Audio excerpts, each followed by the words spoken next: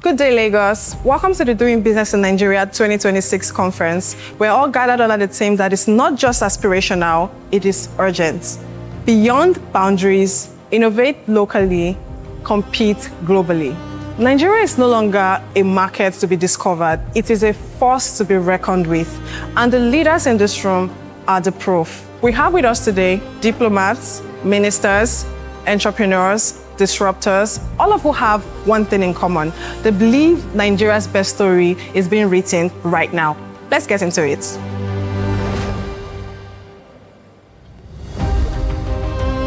So let's meet businesses here at the Doing Business in Nigeria Conference 2026. Hello, good afternoon. Hello, good afternoon. My name is Rosemary. Can I meet you? My name is James. Oh, lovely to meet you, James. Can you tell me about your business? Okay, also we are Unitellos. We're a multi-system integrator. We're into cybersecurity, telecoms and network security.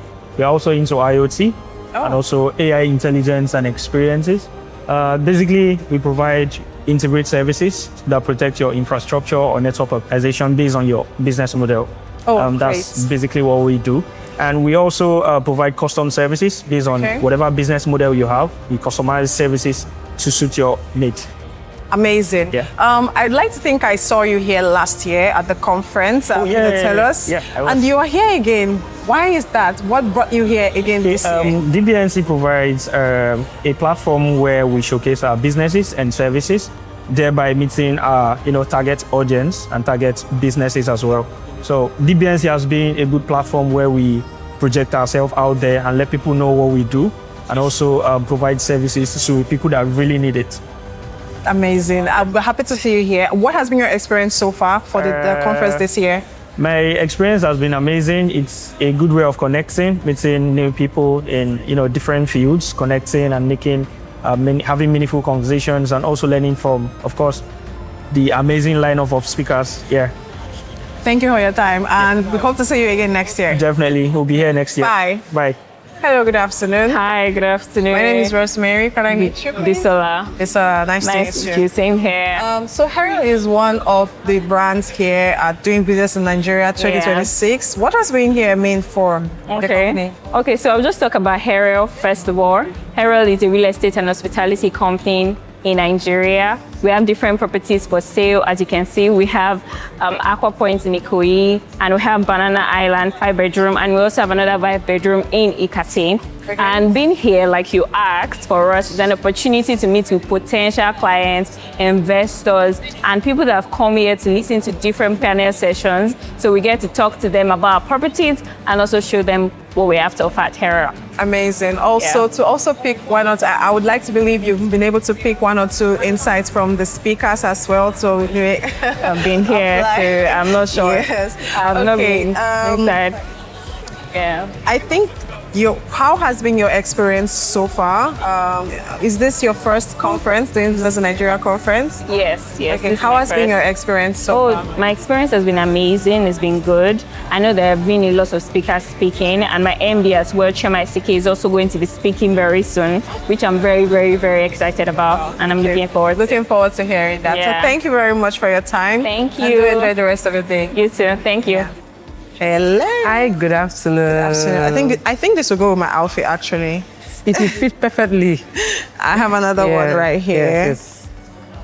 That's another one. Oh, great. Beautiful pieces. Yeah. So we are here at the Doing Business in Nigeria Conference 2026. I think I remember seeing you last year. Could you just introduce yourself to us briefly? I was here last year. Okay, so I'm Ogo. Okay. But what brought me here is S Traffic. Okay. So I'm the CEO of S Traffic. So what we do is that we produce bags locally with original leather. Great. And our African materials like Ashoke, gym material. So we produce bags, yes. Okay. Then there's another we also do clothes, but for the purpose of here, I'm doing bags today. Yep. Lovely, and we're happy to see you again this year. Yes, I'm so happy to be here. And I'm happy to see you. You're looking very beautiful. Thank you. So the Nigerian business environment has really changed significantly in the past year. How has your company been able to adapt? Okay, it has changed. Because we have more people. I have customers telling me, I want Nigerian made bags. And that's very impressive. It wasn't like there's that a over the global years. demand for Nigerian so, products. So our local prints, our Kara, our Shoke is embraced internationally. So it's actually impacting positively on the business. So there's openness for people to recognize that something good is coming out of Nigeria. I can carry durable bags that are made in Nigeria. So it's good for Nigeria and it's also good for me. Although I'm hoping for more business. Yeah. More business will come. Thank you. What advice would you have for businesses like you out there, most especially those that are not, chance to be here at the conference this year? What word would you like to leave with them? About the conference? About the conference. Okay, so this is a conference to be in. The networking is amazing.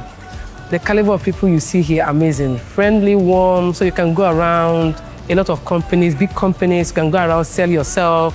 So I would advise, just come in, try and be here. And I'm sure if you register early, there could be some discounts for you. So just try. It's a good place to be. Also, we also get business insights, how to scale your business. There are also opportunities and how to do things differently, Thank you very much for your time. And I wish you great sales. Thank you so much. Yes. Thank you. How easy has it been to implement some of these ideas or some of these innovative ideas that you came up with in terms of recouping back the capital or what you put in the energy sector? But you mentioned that sometimes you cannot measure or you cannot get back the funds from providing electricity, and then you had to innovate because it's let's say a Nigerian market problem, and you had to come up with solutions that is particular to that problem. How easy has it been implementing these solutions that you've been able to come up with? Okay, so thank you first of all for the question. The solution is clear. Implementation is in progress, so it's not a one-off. I think the first thing first is understanding what the issues were and then being able to come up with a specific solution that can help us ultimately reduce the losses. In reducing the losses, then you're more liquid and then you're able to attract funding. That's pretty much the summary of what I spoke of in there. The metering initiative, which is what we disrupted and which was where we brought innovation and enhanced the metering methodology using technology, which will ultimately reduce theft and to improve collection. And once those two are done, what that means is that you have a viable business. That's something we've started. The plan is to roll it out. If we're able to roll it out as we like, what that simply means is that we will be able to attract additional funds or additional investors, or even get the banks to be able to, put money into our business. And once we can do that, we can improve infrastructure. If we improve infrastructure, it reduces the energy access gap today.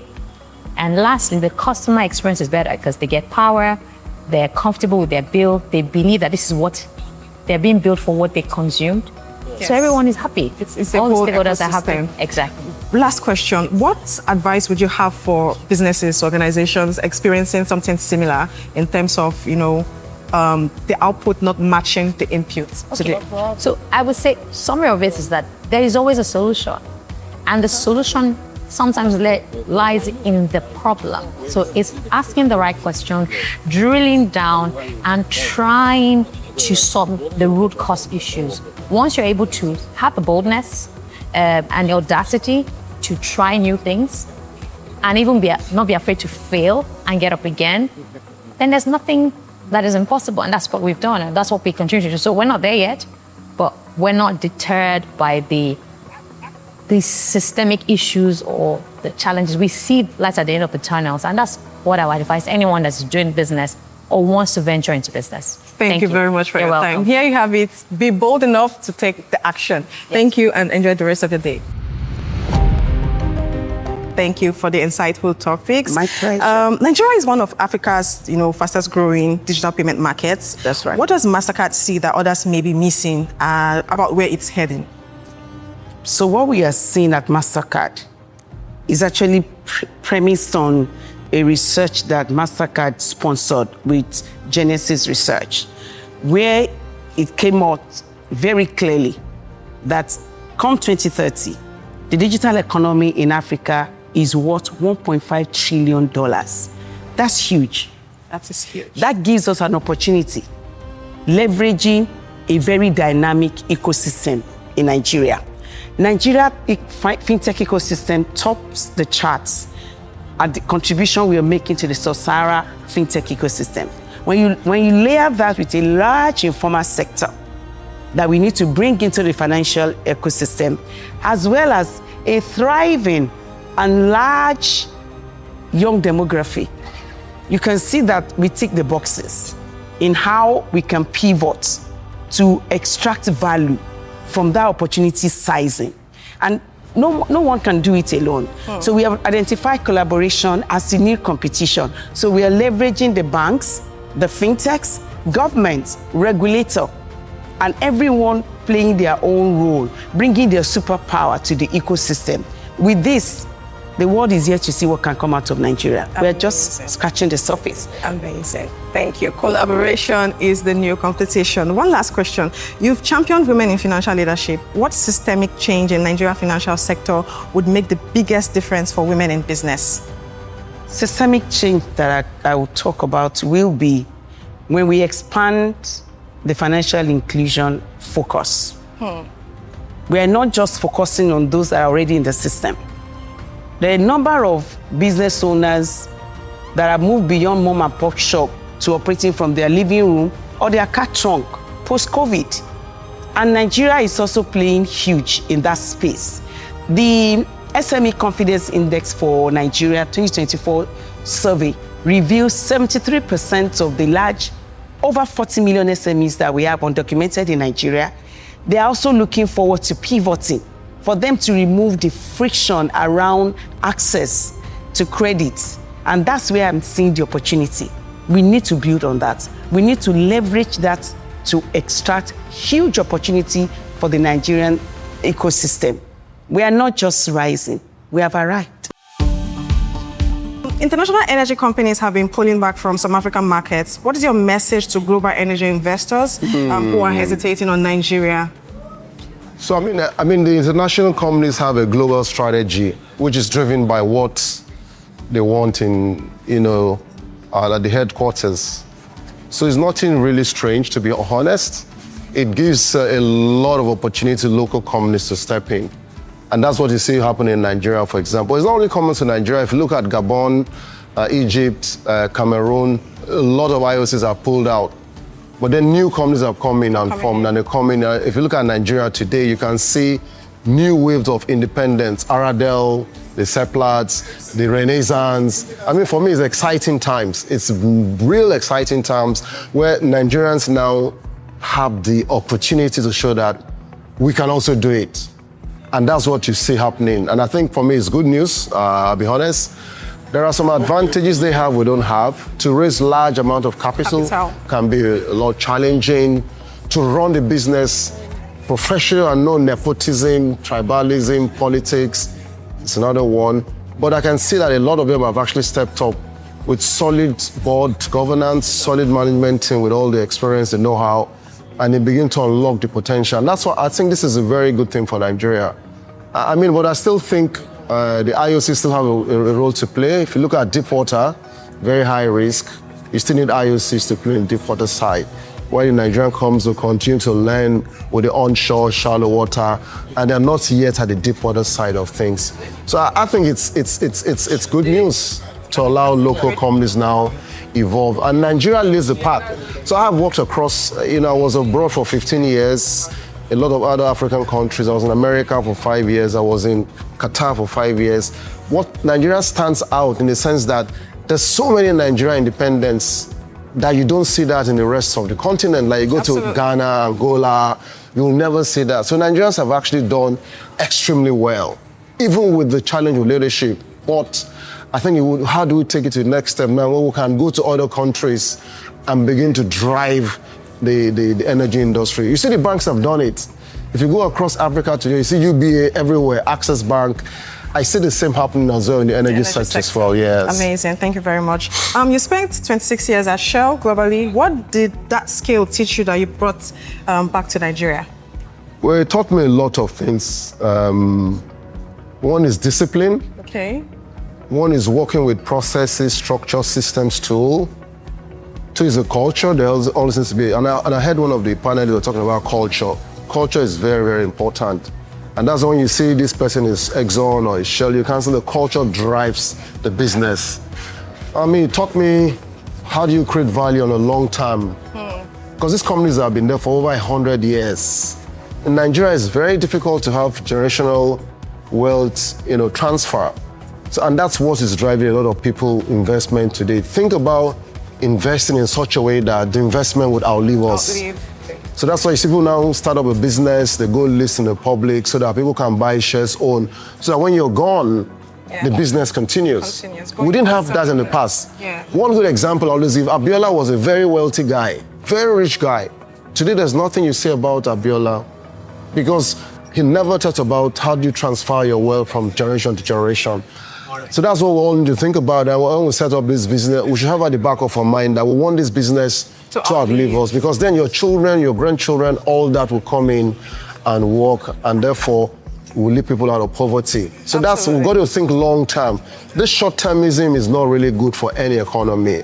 It's all, as what Shell taught me, think about long term, think about touching lives, think about making an impact, and think about transforming lives. Thank you very much for that response. My last question for you, what does Nigeria's energy sector look like in 2035 if we get the next decade right? What would it look like? So 2035, already NNPC has they set a bold ambition, right? They say they want 3 million barrels of oil per day by 2030, 12 BCF per day in 2030. So what good looks like for me is we're able to accelerate developing all our oil and gas before it becomes obsolete, because energy transition is going to catch up at some point. But how do we get all these volumes out of the ground? Nigeria easily can do 4 million barrels of oil per day with focus and investment and all these projects. We can do 12 BCF of gas. Some will go to the export market, some will go to domestic market. We want to see more refinery, more petrochemical, more urea, more fertilizer plant across the country, because that's what's really going to drive and transform our country. At the end of the day, it's about creating jobs, about empowering people, it's about lifting people out of poverty. And I think the template which Aliko has done is a good example to say, look, yes, we have all this oil and gas, but we don't have to be shipping it abroad. We can use to power a lot of industries. And the thing about the industry is the downstream business employs a lot more people than the upstream. The midstream business also employs a lot of people. So all the infrastructure development like NGIC is doing, AKK, OB3, all that infrastructure to drive gas across the country, also send gas to North Africa, to Europe. All that for me is what I see happening in 2035. Then we can say truly Nigeria has come to realize its full potential. Amazing. So the future is bright. Very and bright. For young people like you, at least we can have a future that's quite fulfilling and be proud to be in Nigeria. We're looking forward to it already. Thank you. Thank you very much for your time. Do enjoy the rest of the day. Nice to meet you. And I hope to see you again next year. Inshallah. Thank you. Good afternoon, sir. Thank you for joining us this year, once more, Doing Business in Nigeria conference. The conference theme is Innovate Locally, Compete Globally. Champion is a 50-year-old Nigerian brand now entering global markets. What did it take to stop thinking like a local bureau and start thinking like an African consumer company? The starting point is your vision. Okay. How bold is your vision? You have to have a bold vision of growth. You have to have a bold vision of expansion. And our vision statement as a company is to be the leading, is to be the market leader in beer and malt. First in the South and in the Southeast, and progressively expand our presence nationwide and beyond. So the starting point to become globally competitive is to have a bold vision of where you want to be in terms of excellence. And the truth is, we have inculcated that value as part of our DNA, where we entrench excellence at all levels within the organization. At the strategy level, we have a strategy performance management master pillar. Yeah. At the commercial level, we have a revenue growth management master pillar. At the operational excellence level, right? We have TPM, Total Productive Management. Okay. And of course, at the organizational excellence level, we have an organizational development management master pillar. All these are engines that we use to drive business excellence, commercial excellence, organizational excellence, and as well as operational excellence. And so for a company that wants to innovate locally and compete globally, excellence is pivotal. You recall what one of the panel speakers said, that you are thinking locally does not mean lower standards, because you have your vision to be competitive with any product or service anywhere in the world. So it begins with a bold vision that you are committed to. Thank you. Thank you very much for that. Speaking about bold visions, 5 years from now, what does Champion Breweries look like? Give me the bold vision. Champion Breweries has what I call a 3-phase capacity evolution plan. Okay. And that plan is structured in increasing our capacity, Yeah. from where we are currently, doubling it within a space of 3 years. And then beyond that 3 years, we also double it. And the whole essence there is, of course, drive demand through our commercial activity, which is focused on increasing our competitiveness. And how do we intend to do that within this 5-year period that we see ourselves evolving from not just a regional player based on this capacity evolution that I mentioned, but to become a national player. And you already see that with the fact that we acquired this international brand, Bullet, already gives us an opportunity to begin to see that vision come into play, come into reality. Because right now, we have the opportunity to even start exporting our products alongside with the Bullet brand, which already has presence in 14 African countries. But let's talk about the beer and the malt brands that are local at the moment. What do we intend to do? We intend to expand our brand portfolio from not just focusing on returnable glass bottles, but also to go into cans, which is one way. And one way gives us the ability to spread beyond our chimney, where we currently operate. So we're no longer limited by the constraints imposed on availability of returnable glass bottles.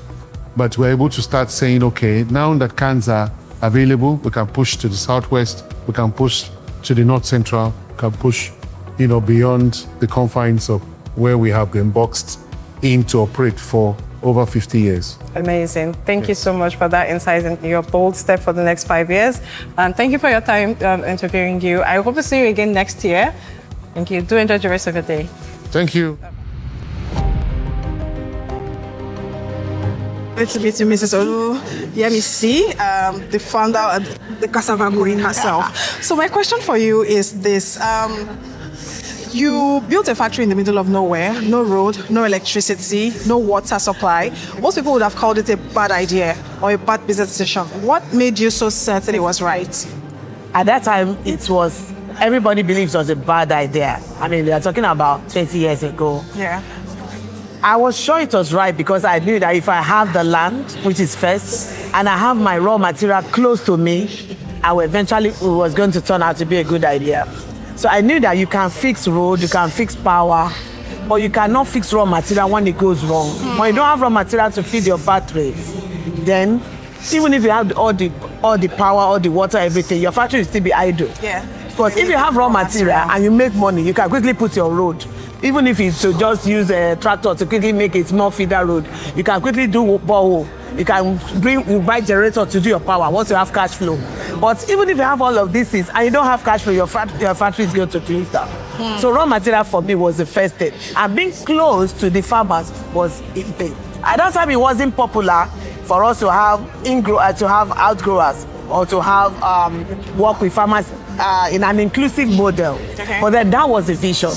The business was built on empathy to ensure that farmers get a piece of cake from the business. Walk me through how that idea became a factory. I know you said now that you went for it because you were proximity to the raw materials. I wanted to give the farmers something like an incentive. So just how did that idea become a factory? We actually started with starch. Then we now went into cassava flour. Then we now built the summit of plant. So we grew over time. We became master of what we were doing. So it was easy for some of our customers, Unilever to be precise, to approach us to say, can you do this? And then we support us. So I'll say we were able to do it because we had collaboration, we had built relationship, there was trust with us and the off-takers. So I would say that was resilience, was wanting to do more, wanting to grow, and then the support from the buyers. What is one word you give to businesses or individuals that have nothing but an idea like you had? Resilience. Vision and resilience. Vision. Because with vision, you will start. With resilience, you will continue and succeed. You can't start without vision. So the vision gets you to start. After that, the resilience of no water, you stay to it. You can't pay salary, you stay to it. And yes, mosquito is biting you, you stay to it. Eventually, you now start, those problems will start going away. Although they are going, new ones are coming, but you are growing. Yeah. So the resilience helps you to continue and then takes you to your success platform. Thank you very much. I hear you've heard it that doing business in Nigeria, you have to have the vision and you have to be resilient. Thank you very much, Mal. We'll enjoy the rest of the day. I hope to see you next year, though. Sure. All right, so you just judged a pitch competition. What is one question you asked the founder today that made them think harder than expected? I think about scalability. I mean, it's great to have a good idea. Yes. Many people have good ideas, but what makes a great business is, of course, how you scale it. And I think they really spend time thinking about that, also about their competition, but what makes their product unique. And then, of course, what do you have to put in place to scale it? So that was a very interesting thing to see. Yeah, I couldn't agree more because you have to think about how to scale your business. I promised I was going to ask just one question, and that is it from me. Thank you so much. It is lovely to meet you. And I hope to see you again next year. Absolutely. Absolutely. Do enjoy the rest of your day. You too. Bye. Bye-bye. Thank you.